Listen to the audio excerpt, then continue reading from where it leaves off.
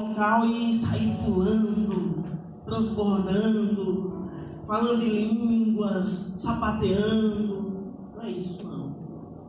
Sabe o que é avivamento? Avivamento é quando você sai da igreja e sai refletindo tudo que foi dito no altar. Quando aquela palavra entra em você e te aviva, te faz ser vivo novamente. Amém. Muitas vezes nós estamos perdidos no mundo, andamos de forma inerte, sem sentido, sem rumo. E aí quando vemos a igreja, recebemos uma palavra, essa palavra às vezes vai machucar um pouco. Você fica, nossa, mas é desse jeito mesmo. Aí é que está acontecendo o avivamento na sua vida. É aí que está acontecendo a transformação na sua vida. Eu tenho certeza que muitos, quando vieram a primeira vez a uma igreja, viram que tudo era diferente, ou era tudo normal. Não, né? Então, quando vocês entraram na igreja, aceitaram o Senhor Jesus como seu único e suficiente Salvador, houve um avivamento na sua vida. E aí agora, nós devemos o quê? Manter essa chama acesa. Mas a Bíblia também nos ensina a orar e vigiar, não é verdade? E aí vamos colocar uma ilustraçãozinha breve aqui para a igreja. Não sei se a igreja já conhece. E na região de Israel ali, nós sabemos que existem vários desertos, não é verdade? E aí tinha um homem, né, um peregrino que estava ali naquele local, viajante. E aí ele encontrou um oásis de água, um grande oásis. E ali ele foi, bebeu água, sentou debaixo do coqueiro, não era em Aracaju. E aí ficou apreciando aquele oásis, aquelas águas. E aí veio um homem que estava pastoreando as suas ovelhas. E aí ele colocou as suas ovelhas ali na margem daquele rio, daquele grande lago que estava ali. E as ovelhas começaram a beber água e ele ficou só observando. Só que do outro lado estava vindo um outro pastor com outras ovelhas também. E aí aquelas outras ovelhas se juntou às ovelhas daquele pastor que estava primeiramente ali naquele lugar. E aí ficou dois rebanhos juntos e misturados. Só que, para acabar de bagunçar tudo, veio um outro pastor com outro rebanho também. E aí se juntaram os três pastores, ficaram conversando, e os três rebanhos ficaram juntos ali, bebendo daquela água. E aí aquele viajante colocou a mão no queixo, ficou observando, passou a mão na cabeça, coçou e falou, vai ter confusão aí. E aí aqueles pastores disseram uns aos outros, olha, já tem o meu horário, eu vou ter que ir embora. E aí um deles fez, e as suas ovelhas saíram e o seguiu. E aí ficou mais dois rebanhos. Aí o viajante ficou olhando assim, e viraram, como é que pode? Tem três rebanhos. E um rebanho completo saiu e o seguiu. E aí o segundo pastor fez Aí as ovelhas o seguiram também, do outro lado. E aí ficou só um rebanho. Aí o viajante falou, não, eu vou querer saber que mistério é esse. Aí chegou lá perto do pastor e falou, se eu chamar esse único rebanho que está aqui, para que ele me siga, ele vai me seguir. Aí o pastor falou para ele, falou assim, não, que as ovelhas só ouvem a voz do seu pastor. Amém. Mesmo que você chame, elas não vão seguir você. O que o cara está falando com relação a isso? É que nós devemos estar atentos a ouvir a voz de Deus. Sabe? Ao nosso pastor, Senhor Jesus Cristo. Devemos estar atentos a Ele, por quê? Porque o mundo vai muitas vezes nos conduzir para o próprio mundo.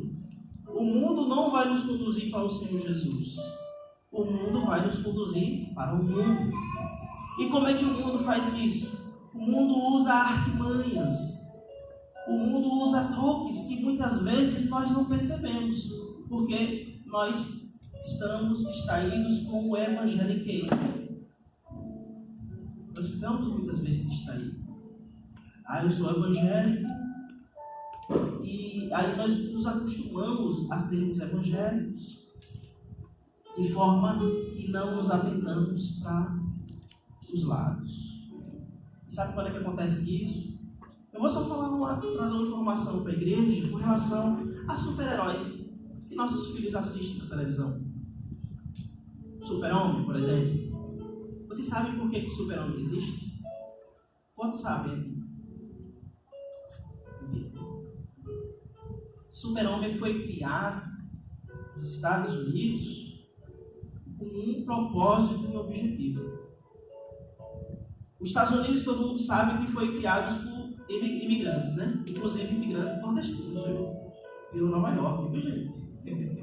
Eles foram lá e foram juntos e criaram a cidade de Nova York, que era a antiga Nova Amsterdã.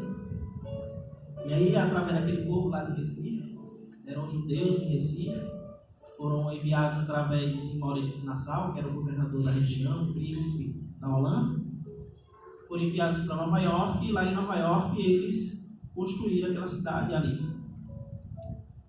Mas, antes deles, os Estados Unidos foi criado por italianos, né? Os italianos estavam ali, junto com os franceses que foram lá, e depois se revoltaram, houve uma revolta contra os Estados Unidos, e houve muita guerra, mas eles ganharam. Muitos americanos nativos viam esses estrangeiros como inimigos, não viam como amigos. Aí eles falaram o quê? Vamos criar uma estratégia para fazer com que os nossos nativos vejam os imigrantes como boas pessoas e não como pessoas ruins, porque eles foram que salvaram e levantaram os Estados Unidos da América. Então foi aí que houve a ideia de criar o Super-Homem. Você fala, gente, isso não tem nada a ver? Tem. O Super-Homem, ele é um estrangeiro. Ele veio de fora. E quando ele entrou nos Estados Unidos, qual era o objetivo dele? Salvar as pessoas, não era que estava em perigo? Reconstruir a paz dos Estados Unidos. E aí foi que veio a ideia, para que as pessoas se acostumassem com o Super-Homem, para que tratassem também de forma, da mesma forma que trata o Super-Homem, tratassem bem os imigrantes estrangeiros. Talvez o Trump não saiba dessa ideia, se ele souber, vai querer tirar o desenho do Super-Homem. A mesma coisa aconteceu com o pai, o marinheiro Popeye, quando foi criado. As crianças dos Estados Unidos estavam desnutridas, estavam doentes. E aí eles forçaram as crianças a comer espinafre, que é horrível, né? Acho que tem gente que gosta de espinafre, mas tem outros que não gostam, né? Ou amo ou odeio espinafre, né? Quantos gostam de espinafre? Então o Popeye foi criado para que as crianças passassem a querer gostar do espinafre, para revitalizar a saúde daquelas crianças que estavam ali. Ou seja, todas as informações foram criadas para um objetivo. Como, por exemplo, eles criaram o Capitão América para que as pessoas fossem encorajadas a ir para a guerra. Então, Capitão América era pequenininho, raquítico, fraco, né? E aí ele ficou forte e o lema era: Capitão América já era Capitão América desde quando ele era fraco, porque ele tinha garra, ele queria honrar o seu país.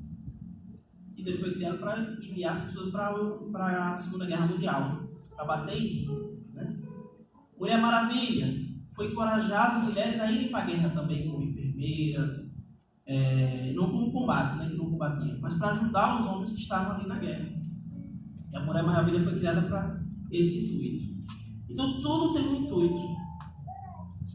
E aí você fala: pastor, o que você está falando sobre isso, sobre esses intuitos aí?